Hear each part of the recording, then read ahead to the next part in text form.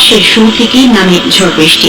টানা কয়েকদিন দেশের বিভিন্ন এলাকায় বৃষ্টি হয়, যদিও এমন পরিস্থিতি বেশি দিন ছিল না। আবারও তাপপ্রবাহে তপ্ত হয়ে ওঠে দেশ। এর মধ্যে জানা গেছে ঘূর্ণিঝড়ের আশঙ্কা। আবহাওয়া অধিদপ্তর বলছে ধেয়ে আসছে ঘূর্ণিঝড় রেমাল। রেমালের কারণে ইতোমধ্যে দেশের বিভিন্ন অঞ্চলে ঝড় বৃষ্টি দেখা দিয়েছে, কমেছে তাপমাত্রাও।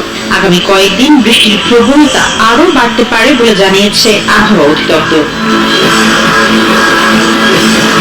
মঙ্গলবার সন্ধ্যার মধ্যে রংপুর, রাজশাহী, খুলনা ও বরিশাল বিভাগের অনেক জায়গায় এবং ঢাকা, চট্টগ্রাম, ময়মনসিংহ ও সিলেট বিভাগের কিছু কিছু জায়গায় অস্থায়ীভাবে দমকা বা ঝোড়ো হাওয়া সহ বৃষ্টি অথবা বজ্রসহ বৃষ্টি হতে পারে। দেশের বিভিন্ন অঞ্চলে বিক্ষিপ্তভাবে শিলাবৃষ্টি হতে পারে।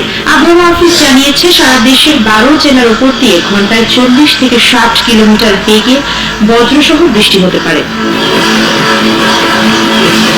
পূর্বাভাসে বলা হয়েছে, রংপুর, রাজশাহী, পাবনা, বগুড়া, টাঙ্গাইল, ময়মনসিংহ, ফরিদপুর, ঢাকা, যশোর, কুষ্টিয়া, খুলনা এবং সিলেট অঞ্চলের উপর দিয়ে পশ্চিম অথবা উত্তর পশ্চিম দিক থেকে ঘন্টায় 45 থেকে 60 কিলোমিটার বেগে অস্থায়ীভাবে দমকা বা ঝোড়ো হাওয়া সহ বৃষ্টি অথবা বজ্র বৃষ্টি হতে পারে। এসব এলাকার নদী বন্দরগুলোকে 1 নম্বর সতর্ক সংকেত দেখাতে বলা হয়েছে। এদিকে কোন পথে যাবে ঘূর্ণিঝড় রেমাল তা এখনো পরিষ্কার করে বোঝা যাচ্ছে না। আবহাওয়া অফিস থেকে বলা হয়েছে, বুধবার বিকেল নাগাদ লঘুচাপ তৈরি হওয়ার পর বোঝা যাবে এর গতিপথ কোন দিকে যাবে। কানাডার সাসকাচুয়ান বিশ্ববিদ্যালয়ের আবহাওয়া ও জলবায়ু বিষয়ক পিএইচডি গবেষক মোস্তফা কামাল পলাশ বলেন, সম্ভাব্য ঘূর্ণিঝড়টির প্রভাবে বাংলাদেশের বেশিরভাগ জেলায় বৃষ্টিপাতের প্রবল সম্ভাবনা রয়েছে।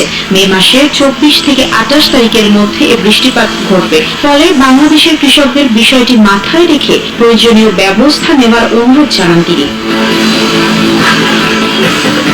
তিনি বলেন, জমিতে পাকা ধান থাকলে তা কেটে মাড়াই করানোর এবং শাকসবজির জমিতে যেন ঘূর্ণিঝড়ের কারণে জমা হওয়া বৃষ্টির পানি শস্যের ক্ষতি না করে সেদিকেও খেয়াল রাখতে হবে। চট্টগ্রাম ও কক্সবাজার জেলার উপকূলীয় এলাকায় 24 মে থেকে বৃষ্টি শুরু হয়ে 28 মে পর্যন্ত অব্যাহত থাকার প্রবল সম্ভাবনা রয়েছে। ফলে মাঠে থাকা লবণ 23 তারিখের মধ্যে তুলে ফেলার প্রস্তুতি নিয়ে রাখার পরামর্শ দিয়েছেন তিনি। সোমবার দেশের সর্বোচ্চ তাপমাত্রা রেকর্ড করা হয়েছে বাগেরহাটের মোংলায় 36 ডিগ্রি সেলসিয়াস। আগের দিন সেখানে সর্বোচ্চ তাপমাত্রা ছিল 38.3 ডিগ্রি সেলসিয়াস। এই হিসেবে তাপমাত্রা কমেছে 2 ডিগ্রি। এছাড়াও সোমবার ঢাকায় সর্বোচ্চ তাপমাত্রা পাওয়া গেছে 33.4, যা রোববার ছিল 35.1। সেই হিসেবে প্রায় 2 ডিগ্রি সেলসিয়াস তাপমাত্রা কমেছে ঢাকায়।